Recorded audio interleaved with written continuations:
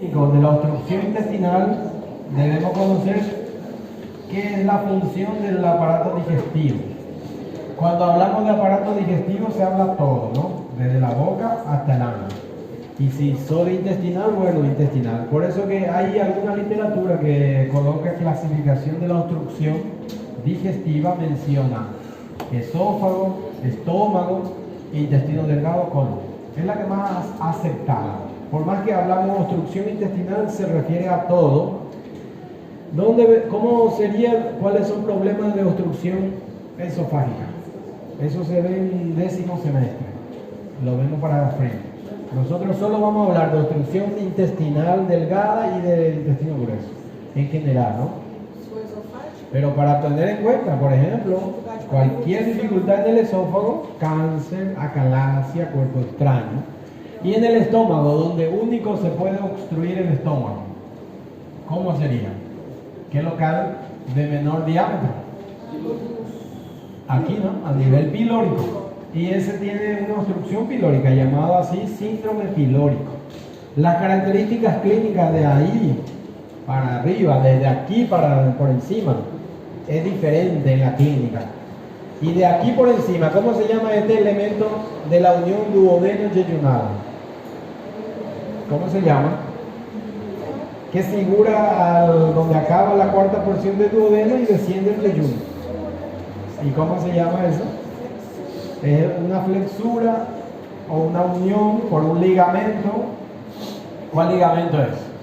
O ángulo de un señor que lo llama Treis.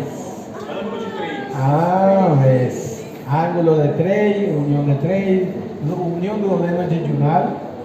Quiere decir que nuestro límite de obstrucción intestinal, de ahí por encima y de ahí por abajo. ¿Cómo se llama de ahí por encima? Topográficamente hablando, ya comenzamos a clasificarlo, fíjense.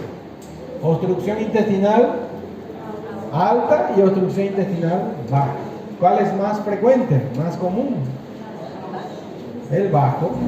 Y el más clínico, característico de lo que vamos a hablar, es el bajo.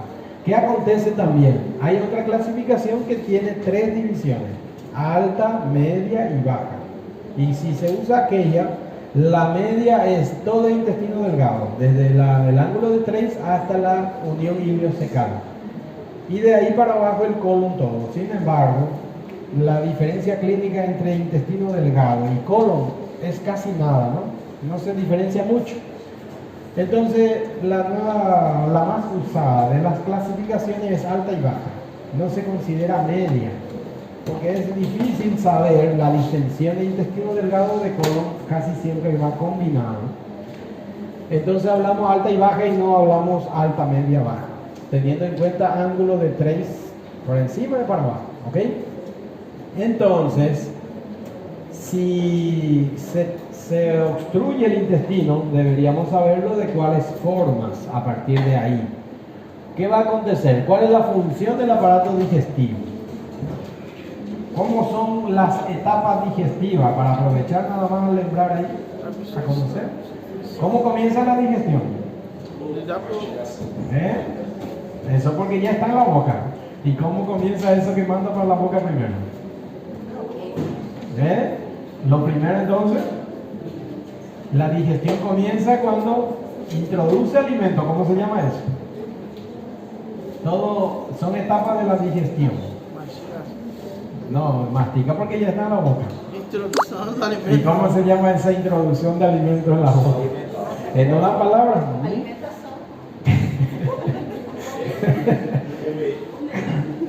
En términos médicos. Ingestión. Sencillo como es, ingestión.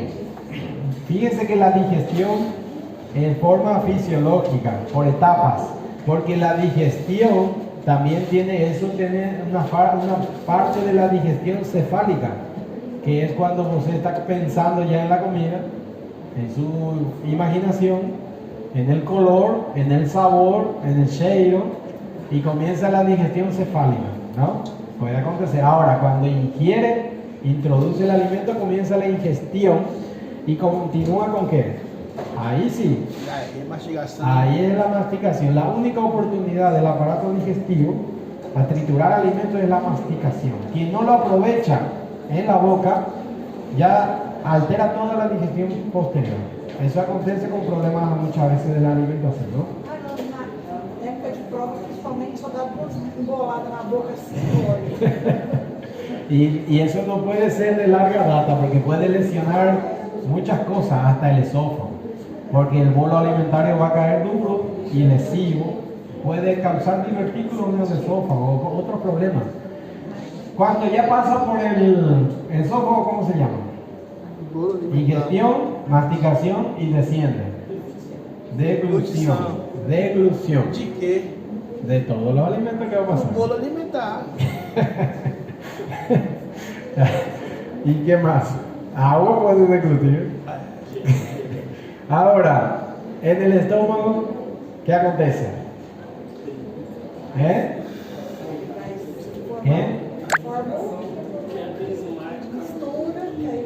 Y ahí se activa el proceso propio de la digestión, la modificación, ¿no? La formación de la simplificación de las enzimas, de la activación enzimática, desde las amilasas salivales, del ácido clorhídrico y descendiendo al duodeno también con mixtura con secreciones biliares, pancreáticas. Todo eso nosotros ya sabemos, ¿no?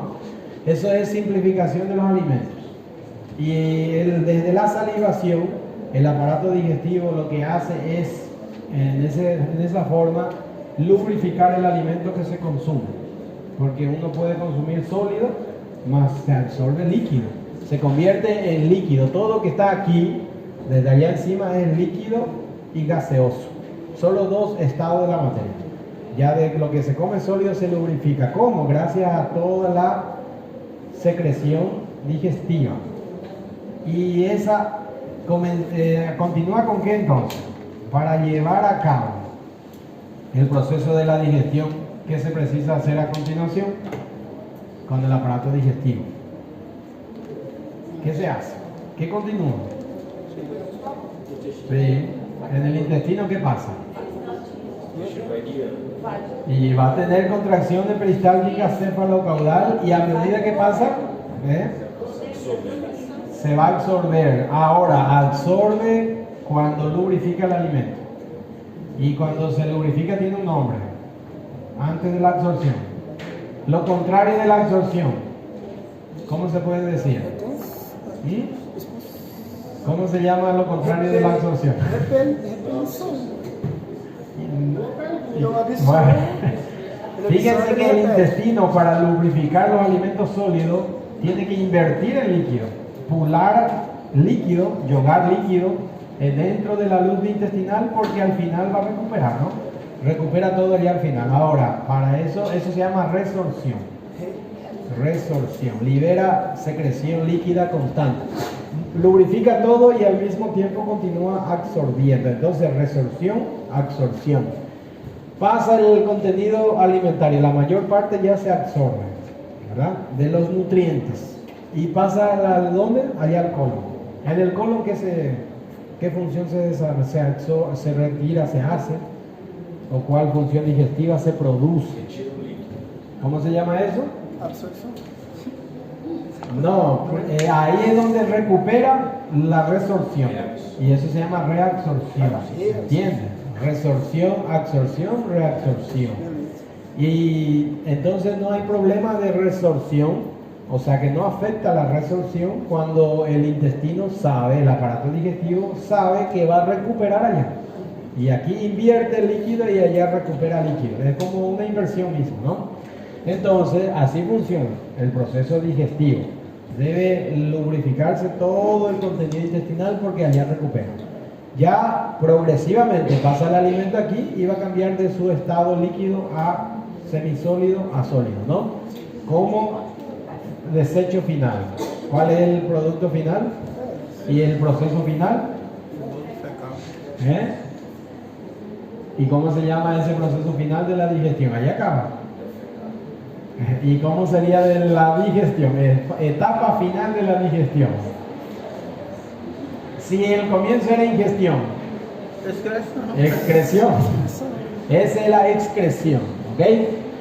Entonces, fíjense, cada etapa tiene importancia. ¿Qué acontece? ¿Por qué hablamos de eso aquí? Porque ¿qué acontece? Si hay una obstrucción intestinal aquí, ¿qué va a pasar?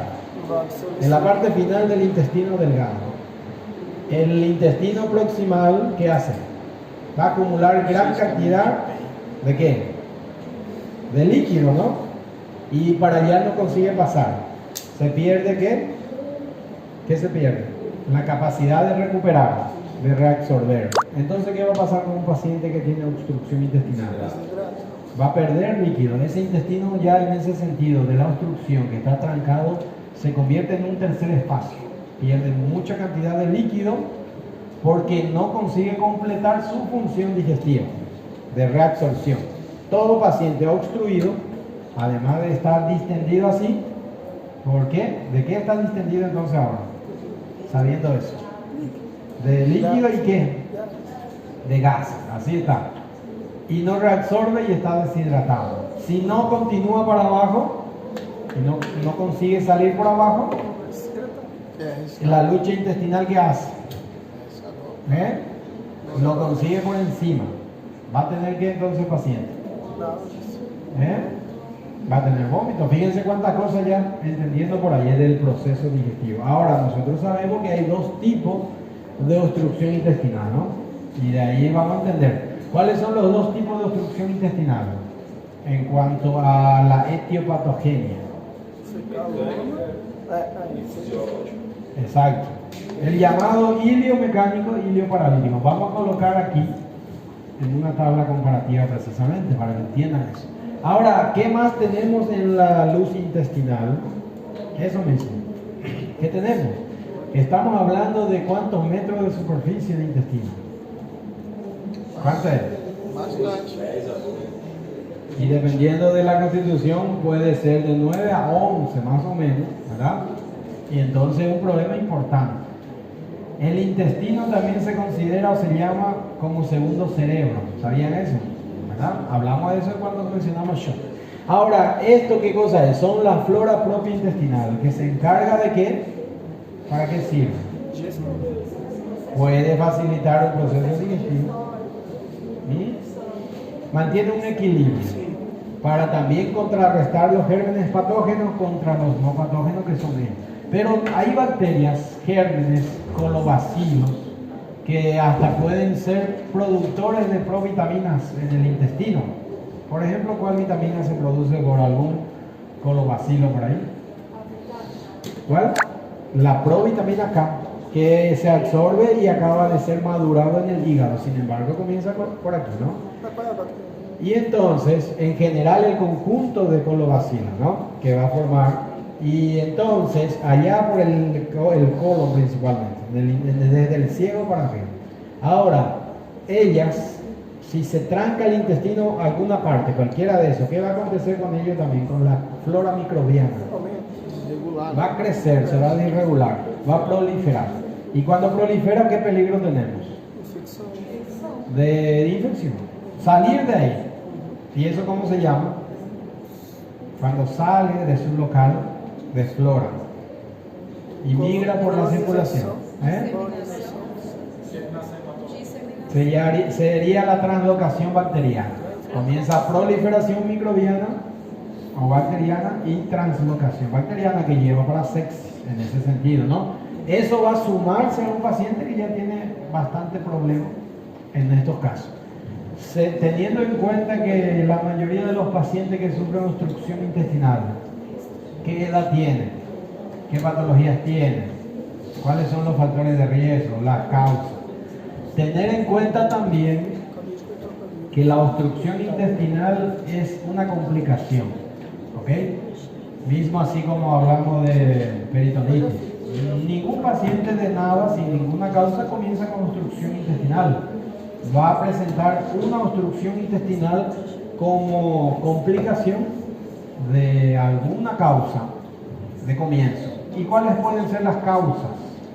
¿Cuáles pueden ser? No, porque tiene que ser en el intestino. ¿Cuáles son? Ese sería agravante. Medicações Pode também. ser tumor, pode ser fecaloma, pode ser Una cantidad de cosas. uma doação. Habría que dividirlo en los dos. Habría que dividir la obstrucción intestinal en los dos grupos que nosotros estamos hablando, que son ilio paralítico e ilio mecánico, ¿no? Todos los marcadores que falta ahí tengo aquí. Posiblemente, ¿no? Bueno, aquí tengo unos cuantos. Entonces, voy a apagar aquí. Vamos a hacer una tabla comparativa para que usted entienda. Dividiendo el ilio funcional o paralítico, que es lo que más se conoce, y el otro, nosotros podemos decirlo también. Voy a colocar más para acá. Así tenemos ilio mecánico y en el otro lado vamos a colocar ilio paralítico, que es la funcional, ¿no? El ejemplo de la funcional principal es paralítico. Lembrar que el ilio paralítico es una forma funcional adinámica, ¿ok? Ahora, eso es una clasificación etiopatogénica. ¿Qué diferencia tiene este con este? ¿Cómo uno sabe inmediatamente que el paciente que tiene así una obstrucción está hinchado, distendido, tiene atrapamiento de contenido intestinal hidroaéreo, líquido y aire? También puede vomitar. Fíjense, ellos, vamos a poner todo lo que tienen en común, más vamos a diferenciar cuál tiene más y cuál tiene menos, ¿se entiende? Por ejemplo, ¿tiene dolor o no? ¿Y cómo va a ser? Vamos a colocar tipo de dolor para que entiendan. Tipo de dolor. ¿Quién tiene dolor cólico?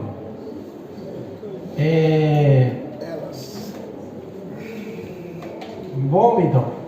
Características del vómito. Vamos a poner así, ¿no? Las características de los vómitos, porque no va a ser uno solo. Los dos tienen vómitos. ¿Qué más tienen? Me estaban diciendo. Entonces, ¿es diferente también la distensión o no? Sí. Forma o formato de la distensión. ¿Qué más? ¿Qué más tienen estos pacientes?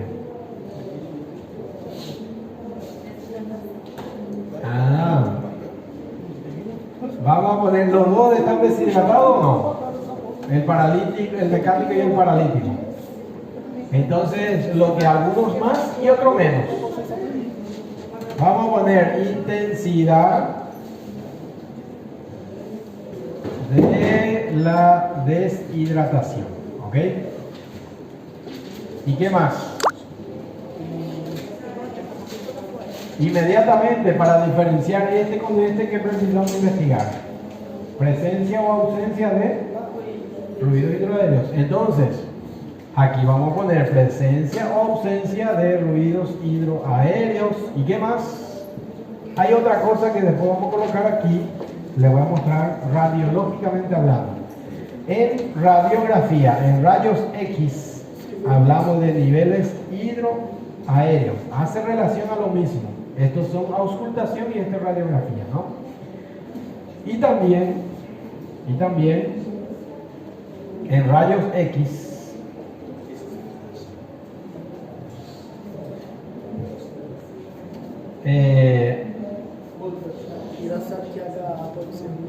¿cómo? Gases o gas en ampolla rectal. Esto es para, ¿saben por qué? Porque esto puede ser lo que ayuda al médico a hacer una tabla comparativa rápidamente, uno con otro. El dolor, ¿cómo sería acá? Si ya ustedes saben, me dicen. O vamos pasando y vamos sabiendo. En el ilio mecánico primero, dolor tipo cólico, ¿verdad? O correctamente se dice cólico típico, es la forma correcta. Cólico típico. ¿Y este? ¿Cómo sería el dolor que no es cólico? ¿Por qué decimos que el ilirio mecánico tiene dolor cólico? Porque hay lucha intestinal. ¿Qué quiere decir? Ya sabemos que es mecánico. Hay un cuerpo que tranca, no deja pasar, y aquí proximal el intestino la lucha, procura vencer. Y eso da esos dolores de espacio, ¿no? Que al final se puede agotar. Ahora, ¿este tiene o no? No tiene cólico, más tiene dolor. ¿Cómo es el dolor? Que no es por cólico. Que lo único que tiene, como dice, está paralizado y está distendido por gas y por líquido. Así. ¿Y cómo sería el dolor? ¿Eh? ¿Y cómo se llama? En ese caso. Vamos a colocar dolor dislacerante. ¿Qué cosa es? Un dolor dislacerante. Siente que va a rasgar, lo único que tiene. Incluso este es peor de molestia, de molestoso que aquel, porque este es continuo y este es intermitente. Este le da tiempo al paciente a respirar y este no. Y el paciente está así que no puede respirar y está, además de la distensión que hace cuando está hinchado así, no solo para frente, para encima también. ¿Y qué hace para encima? Eleva los diafragmas, disminuye la capacidad pulmonar, dificulta la respiración, el paciente está realmente que no puede respirar progresivamente. Entonces, ¿los vómitos cómo son? ¿Vomita o cómo? ¿Este vomita en qué momento? ¿Cuándo? ¿Y este vomita cuándo? ¿Cuál se llena más rápido? ¿Qué va a acontecer? Vamos a suponer otra vez que está trancado el intestino. Por ejemplo, aquí, el mecánico. Y vomita, y el otro no está trancado mecánicamente, solo se paraliza. Entonces precisa llenar todo el intestino para rebosar y acabar vomitando. Entonces, ¿cuál tiene vómito más rápido o más serio? Eso podríamos decir, características de los vómitos. Primero decir que son precoces, porque es plural, ¿no? Y aquí, y este, más tardío. ¿Y la característica? De mayor volumen, ¿verdad? Precoz en este caso, de forma, no es el yato es central y periférico de los vómitos. Vamos a ponerlo solamente así en símbolo, mayor intensidad de los vómitos. ¿Qué tipo de vómitos son ahí? En estos. Comienza vaciando desde arriba para abajo, de lo que es el estómago, contenido gástrico, intestinal y progresivamente. ¿Cuál es el contenido gástrico, por ejemplo? Puede ser que solo por intensidad nosotros decimos que los vómitos aquí son más característicos y estos son levemente característicos. En este caso se dice por rebosamiento, ¿no? Y el otro de forma contráctil, quiere decir que hace actividad gástrica y expulsa, ¿no? Y el otro solo por rebosamiento, más vomita menos cantidad, demora más por eso, va llenando. ¿Cómo son los vómitos del estómago? ¿Cómo sabe que los vómitos de contenido gástrico? Va a comenzar con el contenido alimentario, si tiene suco gástrico, y después cuando es verdoso, ¿qué es? Es vómito bilioso, y después y primero, si es de intestino delgado, es fecaloidea, porque tiene aspecto ya de descomposición cuando más desciende el contenido, de más de abajo. Vómito fecaloidea. Si la válvula ileocecal es incompetente y de colon retorna para atrás, ahí sí hay vómitos fecales. Existen vómitos fecaloideos y vómito fecal puro. Y esto va a depender de la fuerza contráctil de un contraperistaltismo, ¿no? De la energía de los vómitos, ya sea aquí. En este caso es solo por rebosamiento. Aquí es difícil que vomite de partes más bajas, ¿ok? ¿Ok? Y el formato de la distensión. ¿Cómo está la distensión? ¿Ustedes lembran en abdomen agudo quirúrgico hablamos de distensión o no? ¿Qué tipo de distensión es? Este es más quirúrgico y este es menos quirúrgico. ¿Lembran eso? No, si es distensión es contrario al abdomen tabla, porque está hinchado. El tabla es plano, ¿no? O rígido o duro. Ô, doutor, Ahora. eu me perdi aqui um negócio. No vômito, no paralítico, ele também vai ter esses mesmos contenidos, gases, pode... Va a tener también, solo que va a ir por rebosamiento, ¿no? Y va a ir más tarde y menos cantidad. Tá. Pero puede tener contenido gástrico, bilioso y demás, ¿no? Demora más, este es mucho más intenso. Y la forma de la distensión puede ser así y puede ser así. Puede ser así. ¿Qué significa eso? ¿Eh? Que por ejemplo tiene un hinchazo para acá. O tiene un hinchazo así. ¿Cómo se llama eso? Lo que estamos hablando. ¿Cómo se llama? Aquí ya estamos hablando de otra clasificación como completa y parcial. Quiere decir que el trancarse del intestino puede ser totalmente o bien de parte, 50%. Y hay clínica muy ligera. Para no confundir, nosotros vamos a hablar de una obstrucción total, ¿no? Ahora, cuando ya es parcial, es porque hay algunos problemas más. ¿Ok?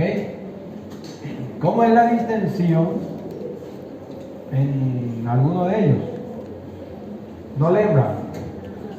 Distensión, aquí, voy a colocar distensión.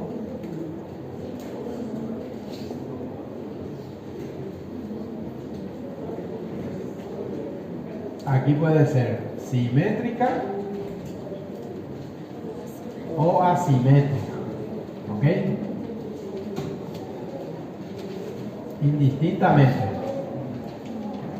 En este caso, esa es la característica de la forma de la distensión, ¿no? ¿Cuál es más importante? La asimétrica, ¿ok? Porque ¿qué decíamos nosotros de una asimetría abdominal? ¿Qué decíamos? ¿Qué es una asimetría abdominal? ¿Lembran ustedes de atrás? Es una forma asimétrica de un abdomen como otro. Ahora, dentro de cuál es el elemento de importancia, nosotros hablamos de asimetría abdominal. ¿Qué valor tiene? ¿Para qué? Comenzando de abdomen agudo otra vez. Puede ser por tumoración, en este caso es por distensión. Pero, ¿qué es la asimetría abdominal? Que salió en prueba y se erró alguno que otro. Son los signos invariantes. Son los signos invariantes y ahí está la importancia, ¿no? Ahora, ¿cómo sería entonces la distensión? En su formato. En este siempre va a ser distensión simétrica porque no hay un componente mecánico que obstruya, ¿no? Y el otro puede ser ambos. Este sí es simétrico, pero hay que buscar la diferencia, ¿ok?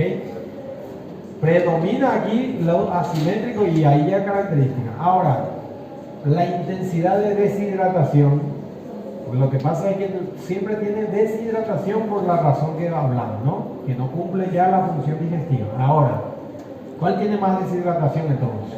¿Este o este? ¿Por qué? ¿Por qué el mecánico tiene más?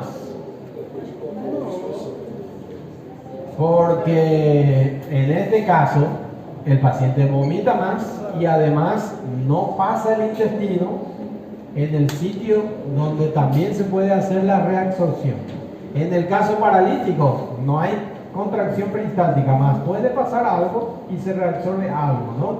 Y los vómitos son menos. Entonces, por una cuestión lógica, aquí este paciente tiene como para marcar así, gran deshidratación. ¿Cómo se va a saber? Por el estado de la evaluación de piel y mucosa de un paciente, ¿no? Y este puede tener deshidratación progresiva. Puede ser 2 o más, vamos a poner hasta 3, ¿no? Entonces, eso sería la intensidad solamente. Los ruidos hidroaéreos, ¿cuál está? ¿Cuál no? ¿Cómo está aquí? Aquí va a estar siempre presente y también de lucha, ¿no? Y disminuido, más siempre está presente. ¿Se entiende? Siempre. ¿Por qué puede estar disminuido? Diciendo que está presente. Porque se está agotando la contracción muscular también del paciente. Por agotamiento. Y aquí va a estar disminuido o ausente. ¿Qué dicen? No puede estar disminuido o no. Si está disminuido estaría. Entonces no confundir disminuido, es ausente, agotado, paralítico, como su nombre dice. Niveles hidroaéreos, vamos a dejar esto cuando vemos la radiografía para que entiendan por qué. ¿Ok? Los niveles hidroaéreos, ¿qué cosa es? Vamos a avanzar ahí para que entiendan la cuestión, ¿no? Clasificar la obstrucción intestinal, hay dos formas principales. Hay también otra que se llama asa cerrada. La obstrucción intestinal puede ser simple o estrangulada. ¿Qué quiere decir estrangulada? Puede ser, pero también sin eso. La estrangulación quiere decir compromiso vascular. Cuando hay doble obstrucción en ese sentido, se obstruye la luz del intestino y se obstruye su circulación. Puede ser por torsión, puede ser por una fuerte hernia que presiona la circulación o bridas que presionan la circulación. Quiere decir que cualquiera, que el paciente, además de tener una obstrucción simple que no deja pasar contenido, ahora tiene compromiso vascular. Evidencia clínica de estrangulación entonces, por compromiso vascular. ¿Cómo nosotros sabemos que el paciente ya está así, bastante mal, y tiene sospecha de estrangulación? El paciente va a estar pálido, frío, sudoroso, hipotenso, taquicárdico, deshidratado. ¿Cómo está eso en una palabra? Está en shock. Entonces, sospecha de estrangulación, paciente con obstrucción y en shock. ¿Ya? Pero describiendo todo eso, pues va a estar mucho peor, ¿no?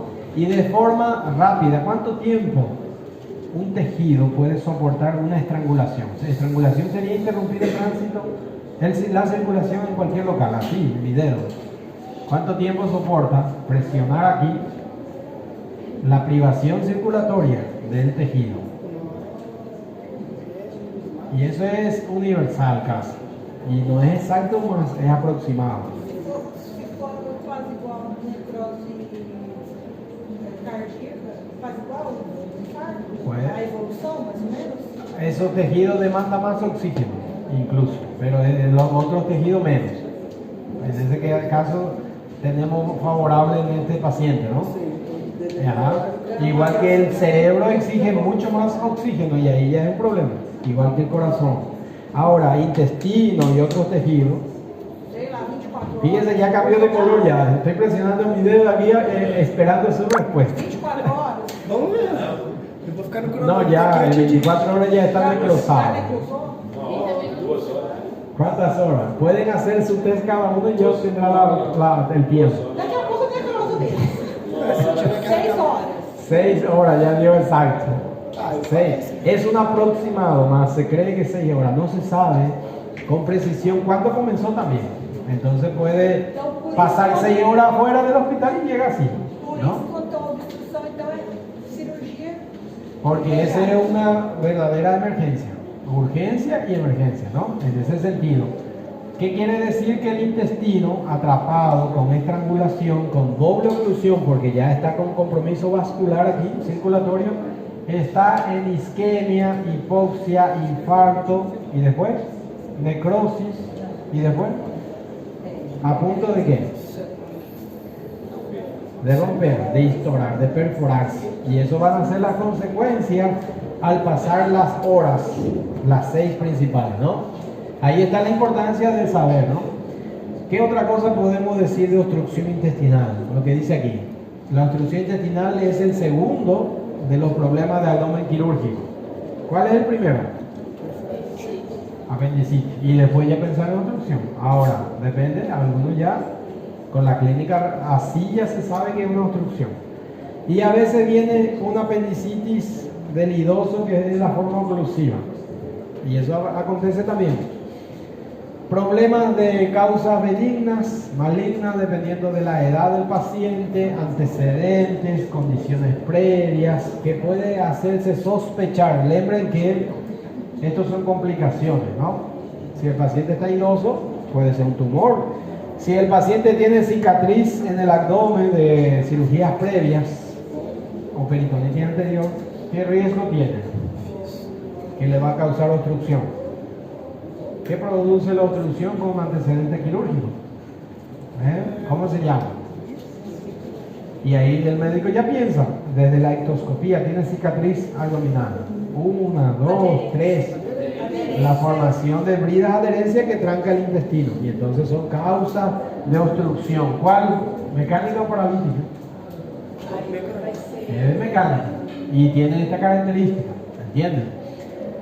Aquí habla de esto, fíjense cómo va empeorando el paciente, progresivamente pasa el tiempo. Cuando ya está en ese tiempo de estrangulación, la viabilidad del intestino ya está perdido, ¿no? Más se va a saber a la cirugía, porque posiblemente está necrosado, lo que el riesgo de perforación ya está también más próximo. Después se perfora. Lo que vamos a necesitar entonces es un tratamiento rápido, oportuno. ¿Ok? Y esto, habíamos dicho, la clasificación etiopatogénica del grado de la obstrucción, clasificando nada más. De la evolución de la obstrucción existe la evolución crónica. ¿Cuáles pueden ser crónicas?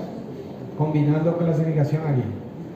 Aquel que no es total, que es parcial, puede ser crónica, ¿no? Da tiempo, le pasa algo más, el paciente nunca resuelve y está así. Y lo peor van a ser, y la estrangulada va a ser agudo crónica entonces, evidentemente. Y por ahí, y luego la topografía, hacemos la división alta y baja, que es la que más se utiliza, por el ángulo de trace. Ustedes lembran cuando hablamos de la clasificación general, este lo dividimos en 3 y este dividimos en 3, y ahí está.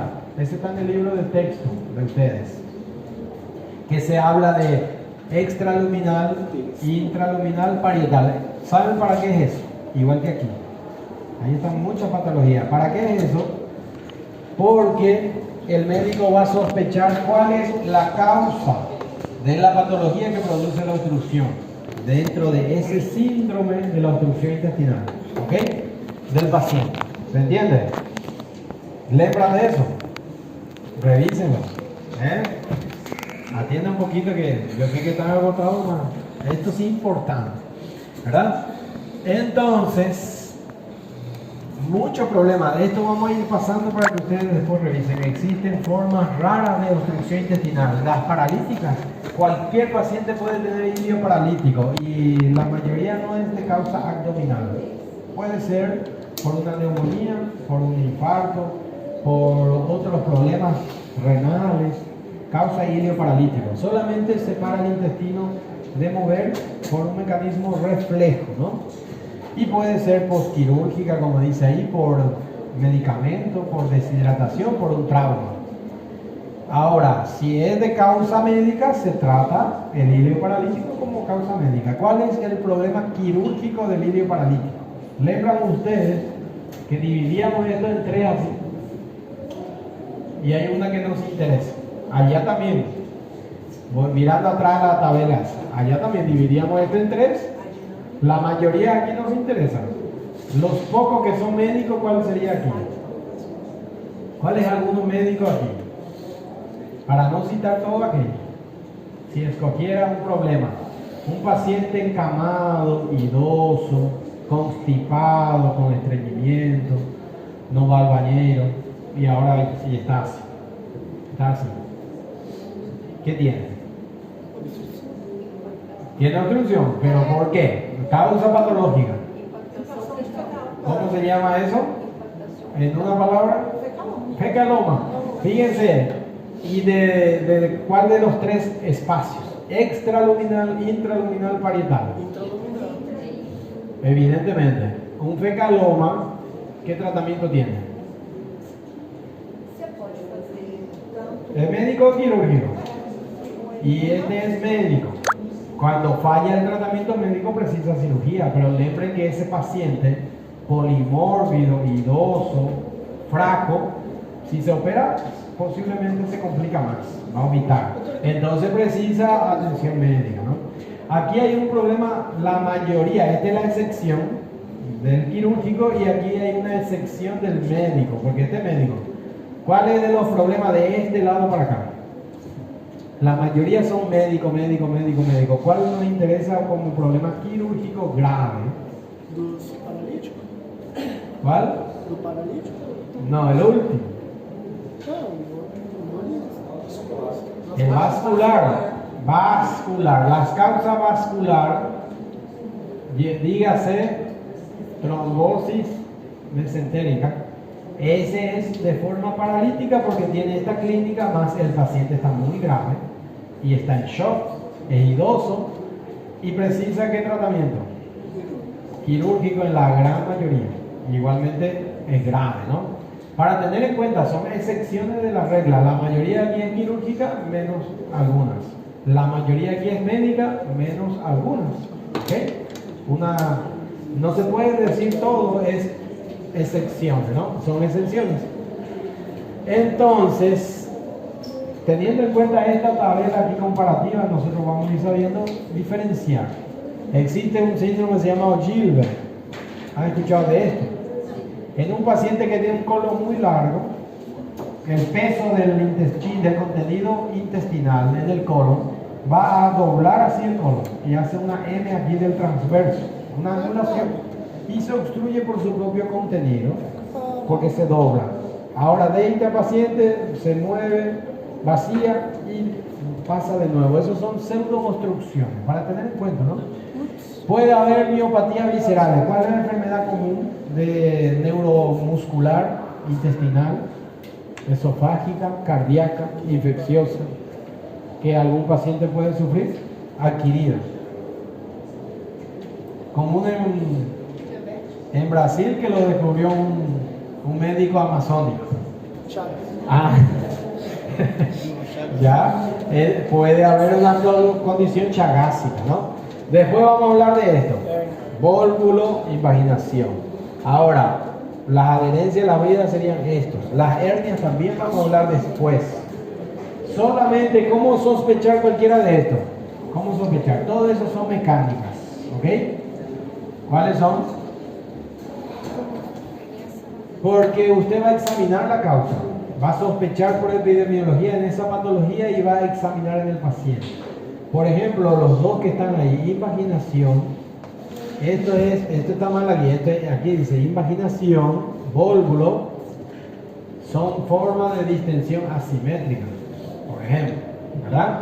Y esta es la causa, y sospechamos. Una tiene tumoración aquí y el otro tiene para acá, de la característica de dónde es más frecuente, ¿entiendes?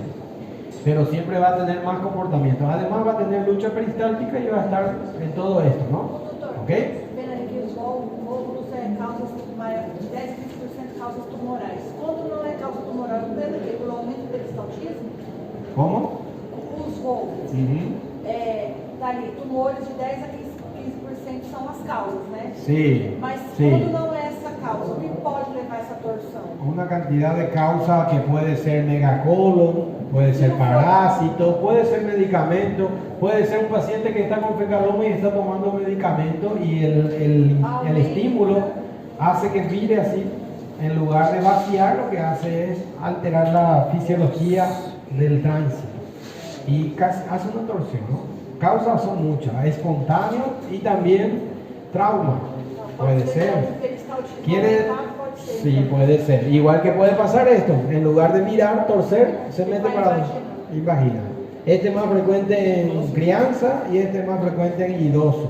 Nosotros vamos a ver esto por separado. Mañana, la próxima aula, el jueves, vamos a verlo así. Y después aquel de hernias. La brida vamos a verlo hoy. Entonces ahí aparece la misma cosa, de la clasificación así. Intraluminal, parietal, extraluminal. Ahí está, ¿no? Ejemplo nada más. Por ejemplo, eso se llama fitobezoares. ¿Lembran cuando hablamos de bezoares? Son cualquier contenido intraintestinal, alimentario no absorbible. Y entonces se hace una masa y tranca el intestino. También va a ser intraluminal, igual que esto. puede ser una necesidad de una obstrucción mecánica de cirugía quirúrgica y puede también no, según si hay métodos terapéuticos médicos o no para eso. Puede ser por cuerpo extraño, por alimento, por medicamento, por parásito y todo se considera visuales, ¿no? ¿Ok? De ahí, allá al final tengo un video. Te voy a mostrar un video de una parasitosis. Ah, sí. Tumores. Fotos de macarrón ahí que gusta. Espaguete. Entonces, tumores puede ser, hay que pensar, muchos de los pacientes que tienen cáncer de colon debutan con la forma obstructiva del cáncer de colon. Y eso puede ser una característica. Y eso puede ser un debut. Y entonces, muchas veces, por eso decimos que la obstrucción intestinal es una complicación de un problema de salud subyacente, ¿no? Que lleva para allá. Y debe hacer pensar eso, no solo tratar la obstrucción, sino verle la causa. Sí, ahí está. Estos son bridas, adherencias que pinza el intestino. Y también pueden ser hernias. Fíjense cómo se ve este. Este es una estrangulación. O una forma vascular que tiene componentes estrangulados, ¿no? ¿Cómo? Ahora, ese intestino está hipóxico a comienzo de un infarto, ¿no? Y este ya está infartado porque pasó el tiempo de ya la necrosis y precisa cirugía y retirar excesos del segmento intestinal. Eso puede ser por vólvulos, por trauma, puede ser por solamente una trombosis vascular también. Y eso son las necesidades quirúrgicas, ¿no? En ese caso, pierde vitalidad. Ya ahí pasó el tiempo necesario de eso, de la estrangulación de las primeras 6 horas que habíamos dicho. Todo comida, ¿ves? Dice. le mando foto intestinal y ven comida. Está para comer. Ahora, este por ejemplo son hernias que atrapa intestino y tranca, que debemos procurar. Fíjense que muchas veces la obstrucción intestinal llega a un paciente así y la causa obstructiva, ¿dónde es más común de las hernias? Inguinales. El médico que no descubre el abdomen aquí no descubre la causa y a veces nos llama por cirugía por estos problemas y cuando llegamos se descubre hasta el muslo al paciente y ahí está la causa. Ese mismo, porque hay que pensar por la etiología, por la epidemiología, por la mayor posibilidad epidemiológica, ¿no? Y muchas veces estas hernias, esto es un aldillo de una hernia que atrapa un intestino, como se llama atascado, está estrangulado, ¿no? El paciente tiene un problema de complicación de su hernia y con la obstrucción estrangulada del intestino. Fíjense qué problema. Tiene toda esa clínica y también después que hablaremos de hernias, juntando dos problemas, ¿ok? Estas son las formas de las adherencias, las bridas. Se va cicatrizando la serosis intestinal con el otro por estímulos mecánicos, quirúrgicos, infecciosos, espontáneos en algunos casos. Y va a formar esto, ¿no? Este es el intestino, fíjense. Este es el intestino y esa es la folia peritoneal parietal que parece un chicle, ¿no? Va adheriéndose así. Va limitando su funcionalidad, su motilidad y con el tiempo está trancado.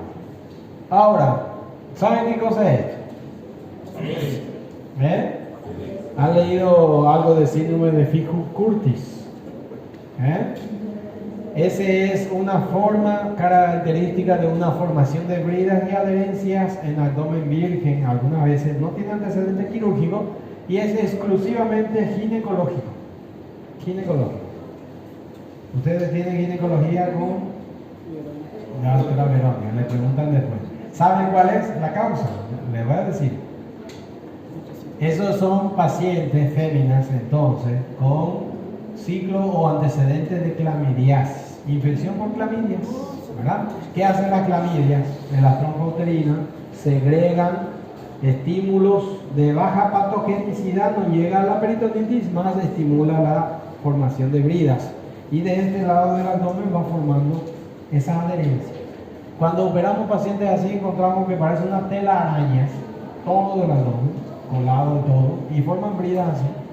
Y se conoce por este señor que lo patentó ahí, Phil Curtis, ¿no? ¿De qué país? No sé.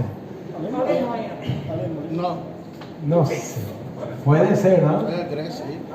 Grecia, dice Gerardo. É, pô. ¿Eh? Por quê? Gerardo no habla greco. Os hipócritas. Ese es Hipócrates, dice Hipócrates. Então, ¿Eh? hipócritas. Ah, bueno. Ahora, obstrucción adhesiva se llama esa adherencia. ¿Cuál es la diferencia entre adherencia y bridas?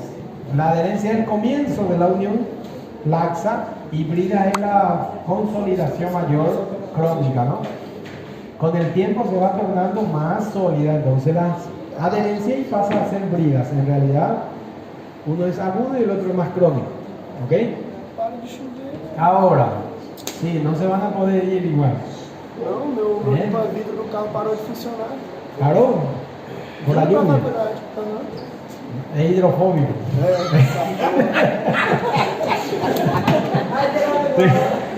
Tengo carro hidrofóbico, É, dice. hidrofóbico. Já tem pouca chuva nos peitos, consegui. É gasolinofílico demais e hidrofóbico. Y gasolinofílico. Dice que y gasolinofílico, dice. Entonces, bueno, entonces, aquí estamos. Deu gasola. No me digan que están viendo una hamburguesa aquí. No. Agora deu fome. Bueno. Mas que não desce aí. Vamos a seguir ahí. La fisiopatología de la obstrucción intestinal, lo que ustedes me respondieron. Fíjense, de dónde viene tanto líquido ya sabemos, ¿no? De la resorción. ¿Y de dónde llega tanto aire? Gases en el intestino. Produção de Aí tá. bactérias. Tres posibles orígenes. Gas de la alimentación, gas de la fermentación del alimento, gas de la flora microbiana, de la carga microbiana y también durante la respiración. Uno deglute aire, respira aire, introduce aire en el aparato digestivo y no en el respiratorio y también fermenta, ¿no?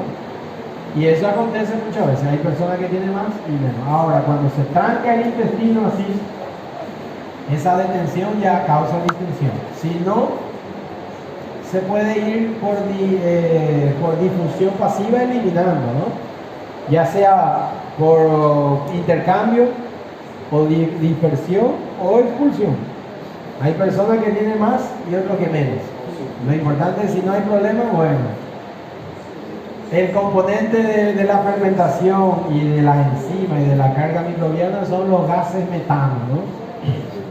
Eso sí.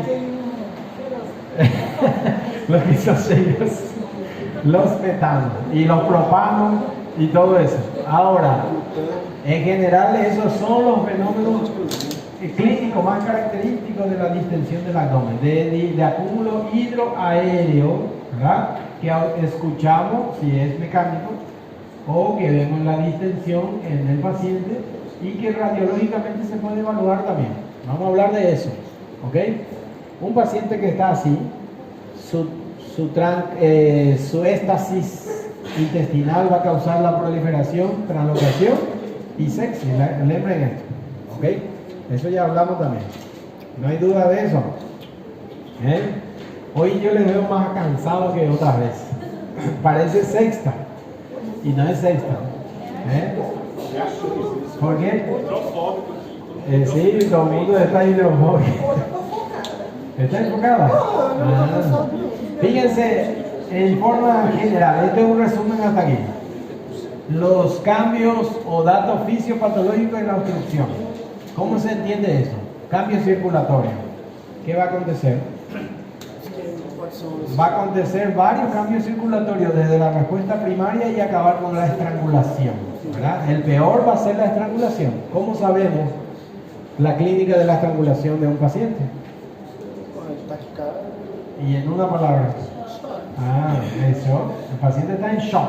Está obstruido y está en shock ya. Alteración de flora intestinal. ¿Cómo va a estar? Y primero, ¿Qué va a pasar con qué es lo único que impide que los gérmenes de la flora intestinal no salgan de ese local y esté dentro? Que crea una barrera intestinal. Es la circulación y la motilidad.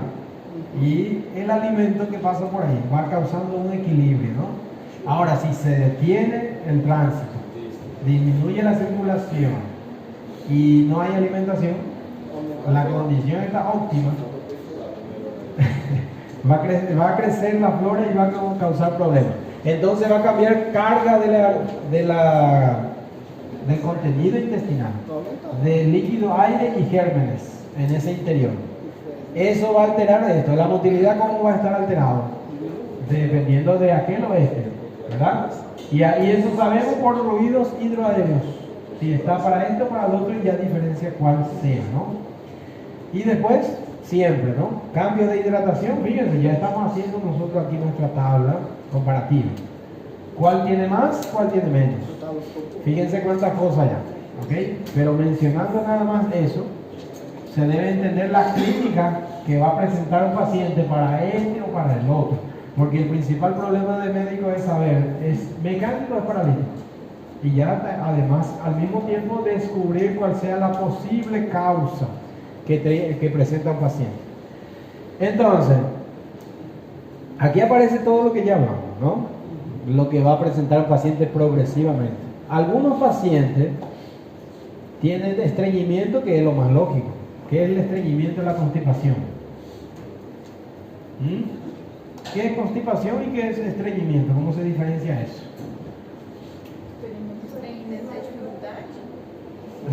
La constipación es el problema de la expulsión del síntoma, y el estreñimiento ya es crónico, muchas veces establecido, repetido, con causa y preciso tratamiento. En realidad es eso.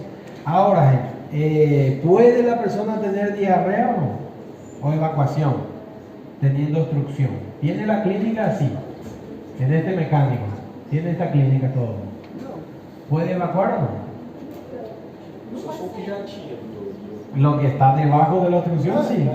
Y eso se llama diarrea paradójica o evacuación paradójica. No descarta, si tiene clínica de obstrucción y tiene motilidad de lucho, está trancado de aquí por encima, no puede pasar. Ahora, lo que tiene de ahí para abajo, eso puede expulsar. Hasta acaba teniendo a veces en el inicio solo diarreas paradoxales, evacuación. Por eso que el paciente puede expulsar hasta los gases que están de ahí para abajo y en el recto. ¿Entienden? Y el que tiene ilio paralítico, ¿cómo va a estar? Ni siquiera los gases en el recto. Entonces, fíjense, gas en la ampolla rectal. ¿Cuál tiene y cuál no? Entonces aquí está presente, ya podemos colocar aquí, y en este, al contrario, aquí está ausente y aquí está presente. ¿Por qué es contrario? ¿Entendieron por qué es contrario? Porque uno va a eliminar, aumenta el Este expulsa y este ni siquiera puede soltar gas en el recto, que está ahí atrasado también. Fíjense qué problema, ¿no? Qué dificultad. ¿Ves? Pierde el último placer. ¿Ves? Entonces, para lo que es un placer. Ahora, entonces, vómito ya hablamos, ¿verdad? Vómito ya hablamos, y la característica progresiva que puede ser hasta vómitos fecales. Si yo le dijera esto, repetimos lo mismo, pero ¿se entendió? Para no repetir. Aquí hay otras tabelas comparativas, pero sin embargo en la anamnesis, en relación a sospechar cuándo es estrangulación y cuándo no es estrangulación, ¿verdad? ¿Qué pasa, Guillermo? Entonces, esto ustedes lo aprenden de acuerdo a los vómitos al dolor. Otra tabela, pueden crear su tabela comparativa, ¿no? Aquí o esta. ¿Está bien? En la inspección ya vemos rápidamente el estado general, desde la ectoscopía, los signos vitales, el abdomen cómo está, y hablamos aquí de lo principal. ¿Ok? ¿Pero van entendiendo o no? En el momento de la... ¿Cuántas cosas más? ¿Saben lo que es un signo de Kussmaul? ¿Saben? No, en este caso no, es el mismo Señor, pero no se refiere a la respiración. Se refiere al tránsito intestinal, un problema del intestino. Y en el caso mecánico, esto sería mecánico. Por ejemplo, en la inspección podemos ya sospechar causas si tiene cicatrices, hernias, asimetría, cosas así, cual sea. Esto es mecánico, ¿no? Y muchas cosas más. Ya ustedes lembran de los ruidos, la frecuencia de los ruidos hidráulicos, ¿cuánto es? Ya lembran, ¿no? ¿Cuánto es la frecuencia? Para decir que está aumentado. ¿Encima de qué? Primero que está presente y después está aumentado encima de... ¿Eh? El normal es 5 a 30, ¿lembren eso? Porque ¿cómo vamos a decir que está aumentado si no sabemos el valor, ¿no?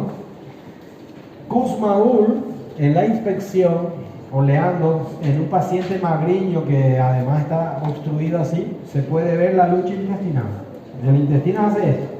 Parece que tiene una serpiente ahí luchando que hace esta rectación de lucha peristáltica visible, porque primero es visible y después va a ser palpable y puede ser audible. Fíjense, una cosa es audible, visible, palpable, y en una lucha peristáltica se llama signo de Kussmaul, igual que la respiración de Kussmaul, ¿ok?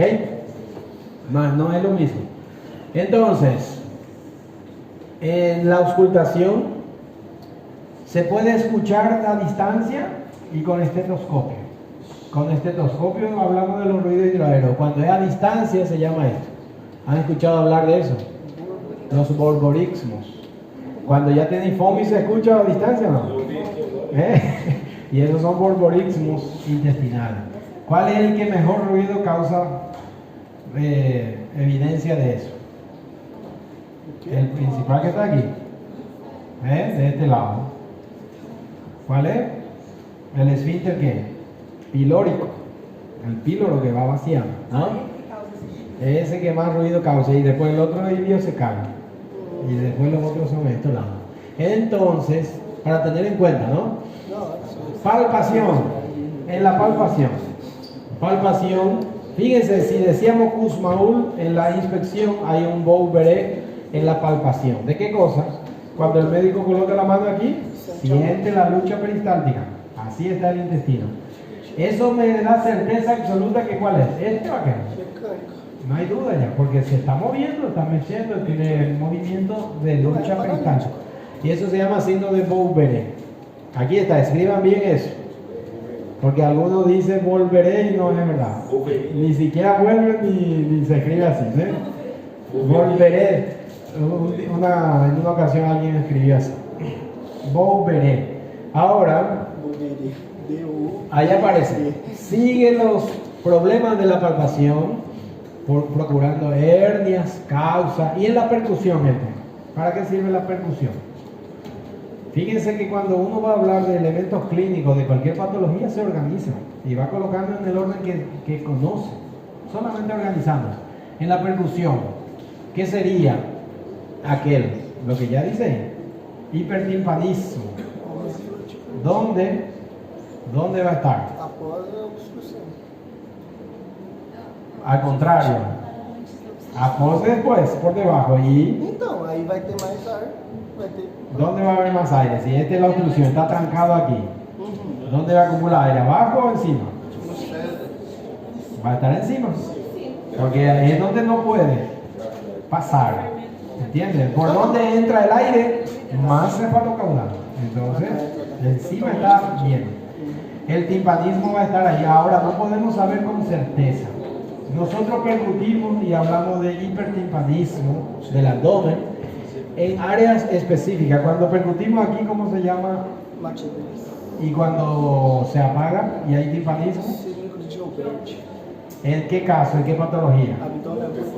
Entonces el abdomen de ese paciente tiene que estar en tabla. Y en caso de que está obstruido así y tiene también timpanismo o pérdida de la matidez hepática aquí, no es perforativo, sería un diferencial. ¿Lembra que hablamos el otro día? ¿Cuál sería el nombre del aire que no es perforativo, que está en el colon, muchas veces que es neumocolon, que se coloca encima del hígado y percute y confunde, ¿no? Pero el cuadro es así. Es el chilaidit. Es un diferencial y aquí está, chilaidit, ¿ok? Que sería esa característica. Ahora, porque está obstruido y el otro está peritoneal rígido, en tabla. Kibul, ¿qué quiere decir? Y ahí está el chilaidit. ¿Y qué quiere decir el signo de Kibul? ¿Y cómo se hace eso? Percusión con auscultación. Combina. ¿Qué quiere decir? El médico coloca el estetoscopio y percute ahí, y al percutir por el estetoscopio escucha unos ruidos metálicos, un sonido como el sonido de una moneda que se escucha, ¿no? Si batiera dos monedas así como uno con otro, así, plim, plim, plim, ¿no? Eso es como una ecofonía que hace la distensión y lo llama así el señor Kibul, ¿no? El que está con hambre está lembrando comida también aquí. Ahora, última parte del examen físico, no puede faltar y no es un complementario, es el tacto rectal. No es vaginal, en este caso puede ser si es sospecha ginecológica. Lo que no puede faltar es aquel, tacto rectal. Entonces, ¿qué vamos a ver? Ahí puede ser diagnóstico etiológico y terapéutico. ¿Qué dice? Ana Julia. Ana Julia se fue para allá atrás. ¿Qué pasó con Ana Julia? Está con indigestión, dice.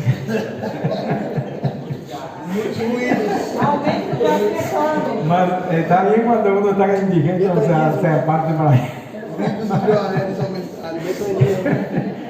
Bueno, entonces, mentira, Ana Julia.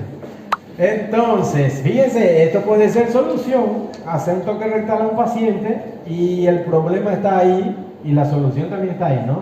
El médico puede ayudar a un paciente, desobstruirlo, ya sea fecaloma, cuerpo extraño o descubrir la presencia obstructiva de un tumor, que muchos están en el recto o sigmoide y está al alcance del dedo, ¿no? En ese sentido es necesario saber.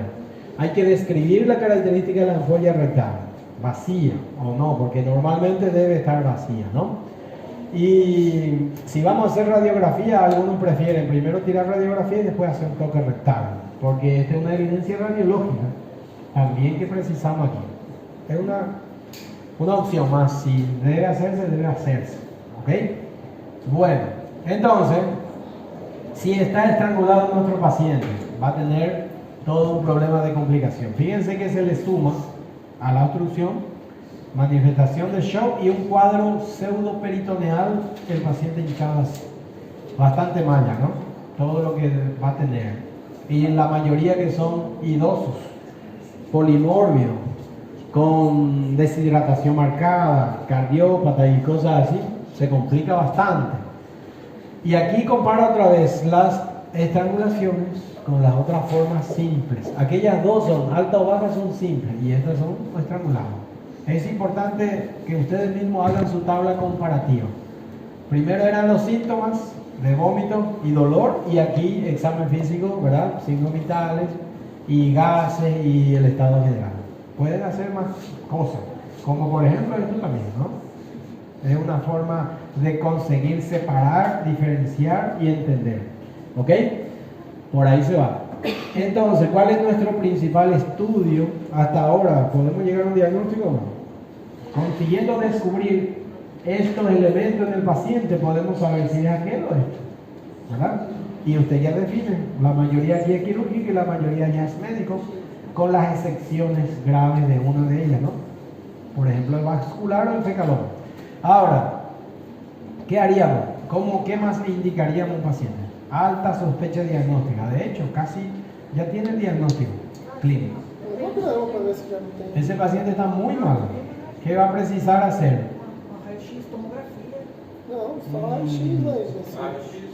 No adelanta mucho más. Si tiene parcial y es crónico y es dudoso y si va a ayudar a decidir conducta quirúrgica o no, sí. Más. Fíjense que ¿cuál es el estudio más usado aquí? La radiografía. simple de abdomen, con más de 50 años de antigüedad, es superior a los estudios tecnológicos avanzados en sensibilidad, accesibilidad, especificidad y costo. Es superior. Entonces, no precisa hacer otro. Radiografía simple de abdomen. Con excepciones cuando no consigue hallar con eso, busca otro. Busca el otro, ¿no? Ahora, siempre de laboratorio no debe olvidar hacer todo esto. ¿Para qué la gasometría e ionograma, que son los electrolitos? ¿Para qué? ¿Y para qué todo esto? Todo paciente que está deshidratado lleva esto, para saber reponer el desbalance hidroelectrolítico, ¿no? Y ácido básico que tiene un paciente, está muy mal. ¿Y cómo se trata eso? Con volumen, mucho volumen de líquido, ¿verdad? Está preocupado. Entonces, radiografía, le voy a mostrar varias imágenes y ya se acaba, ¿verdad? ¿Cómo? Colonoscopía. Eso ya cuando está obstruido ya no ayuda nada. La idea es hacerlo cuando recupera un paciente, sí. Si fue un cáncer, un tumor de colon, sobrepasó la crisis de obstrucción, porque es parcial o con tratamiento médico descomprime, entonces ahí sí.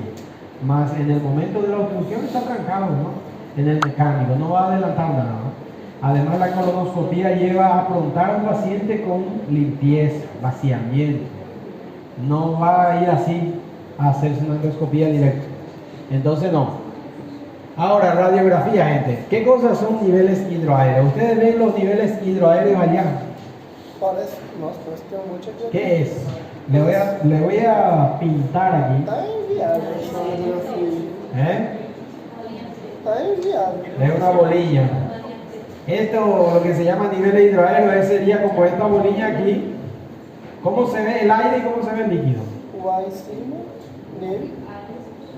Que el paciente entonces va a tener así. Fíjense, aquí tiene una cantidad que puede, vamos a hacer lo contrario, porque decíamos que cuál tiene más líquido y cuál tiene más aire. Este tiene una cantidad de, ¿qué está abajo? Y ahí aire. Entonces vamos a pintar este así. Estos serían los niveles hidroaéreos. Radiolúcido y radiopaco. Y es como cuando está el paciente así en posición de pie. Estos serían las formas de niveles hidroaéreos. En el caso del paralítico, ¿cómo se va a ver? No se ve o se ve muy poco o nada y todo esto es preto, ¿no? Sería los niveles, no tiene niveles hidroaéreos. Aquí tiene, aquí sí. Vamos a colocar así. Aquí sí tiene, ¿no? Y aquí no. Para entender. ¿Ok? Le voy a mostrar unas cuantas radiografías y se acabó. Por ejemplo, allá, ¿tiene o no tiene niveles hidroaéreos? Sí. Y ahí llegan, ¿verdad? ¿No tiene? Ahí tem. ¿Y este tiene o no? Tem. También. Ahí no tiene. Ué, como é? ¿Dónde? Estos son dispersión de gases y de forma difusa. Le voy a mostrar otros que son más comprensibles. Por ejemplo, ¿este tiene o no tiene niveles hidroaéreos? Este es, ahí no se ve. Más, esto es una forma diferente que es un vólvulo que después vamos a estudiar, pero en los que son bridas, adherencias y otras causas que se tranca el intestino, va a acumular así. ¿Este tiene niveles hidroaéreos? ¿Este tiene o no tiene? No. Ese no tiene.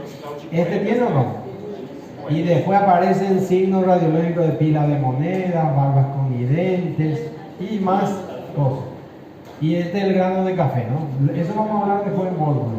Sin embargo, de a poco. Gas en el recto. ¿Ven o no? Este está más oscuro y tiene gas en el recto o no.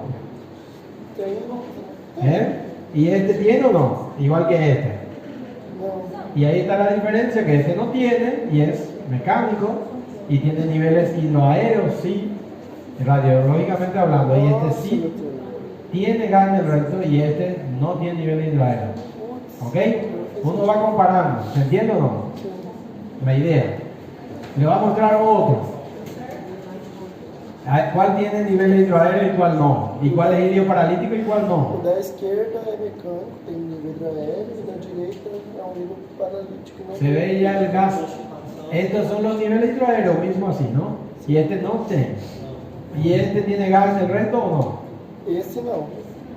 Entonces ya tenemos patrones radiológicos. Se observa. No hay que ser experto en radiografía, más saber lo que está buscando. ¿Qué procura? ¿No? Porque, pero si ya saben lo que están buscando exactamente ya, la alteración está por ahí. ¿El problema qué? Pero ya estamos sabiendo, ¿o no? Guillermo no. ¿Sí o no? ¿Este tiene o no? Eu acho que não. Ese sí tiene. Lo que pasa es que esta es la excepción de la regla. Cuando predomina gases, más tiene niveles aquí, ¿verdad? ¿Por qué? Porque este paciente tiene obstrucción en asa cerrada. Se trancó el sigmoide aquí y el gas atrapado llega hasta la válvula ileocecal y no va para el intestino delgado, porque está atrapado así en el medio, ¿no? Esto se llama obstrucción en asa cerrada. Todo el colon está distendido, no el intestino delgado, y acontece así. Puede haber, eso no es común, no es raro, ¿verdad? No es raro. ¿Este qué tal? Esse é paralítico. ¿Tiene o no? No tiene. Y cuando ven así, muchos gases disconfortantes, dislacerantes, de distensión así, el dolor es así, más no es mecánico, ¿ok? Igualmente va a tener esa característica. Si usted sospecha y ausculta, ya sabe también que tiene o no tiene ruido hidroaéreo y demás cosas. Este es un ilio paralítico total, que además del colon que se ve distendido, ¿esto qué es? Estômago. Este es el estómago, como dicen. Y eso es peor aún para una persona. Está así. Si alguien experimentó ya un ilio paralítico, ¿no? Lo que tiene cólico nefrítico y eso, tiene un reflejo así muy incómodo, ¿no? Puede ser por cualquier causa. Después vamos a hablar de los vólvulos y de las demás, ¿ok? Esto es una complicación de una alteración biliar que perfora la vesícula, libera una piedra, da un ilio biliar y obstruye al paciente, causa es mecánico, ¿ok? ¿La ecografía ayuda o no? Pode ajudar. ¿Y en qué caso? La ecografía no ayuda mucho. La ecografía es para ver líquido, no para ver aire. El aire no se puede ver a través de la ecografía. O la imagen de la ecografía no se ve a través del aire, más bien dicho, ¿no? Y es la sensibilidad baja, porque no tiene ventana acústica. Ahora, esta es una neumobilia igual así, que tiene piedras que hace una fístula colecistoentérica, que después le va a mostrar ahí. Ahora, gente, diferencial hay que hacer. Si uno piensa obstrucción intestinal, primero comenzar a hacer este diferencial, este y este, y luego, si es este, cuáles son las patologías causales para este, diferencia este con este, ¿no? Si es hernia, si es fecaloma, si es brida, si es adherencia, ¿entienden cómo es? Ah, bueno, es este, si es vascular, si es medicamentosa, si es refleja, si es por trauma, ¿entienden cómo es? Diagnóstico diferencial es procurar patrones patológicos relacionados para esto, ¿ok? Y ya después para afuera, como dice, busca otra patología de abdomen agudo quirúrgico, acabando ya de agotar todo su diferencial obstructivo. Va para los otros síndromes de abdomen quirúrgico. Ya hasta ahí llegó. Llega. ¿Está cansado ya? Não foi chamado ainda, Bruno. ¿Cómo? El tratamiento queda independiente. Não, aula aqui amanhã. Amanhã não tem mais. Mañana. Vai, Bruno. Si es poquito, ¿qué queda? Ahora, fíjense que en realidad es cómo se trata a este paciente. ¿Cómo usted trataría a un paciente que llega así, distendido, deshidratado, con dolor, con vómito y lembre que tiene fiebre? ¿Por qué tiene fiebre? Voy a colocar aquí, ¿quién tiene más fiebre? Mecânico. Si tiene fiebre, ¿qué acontece?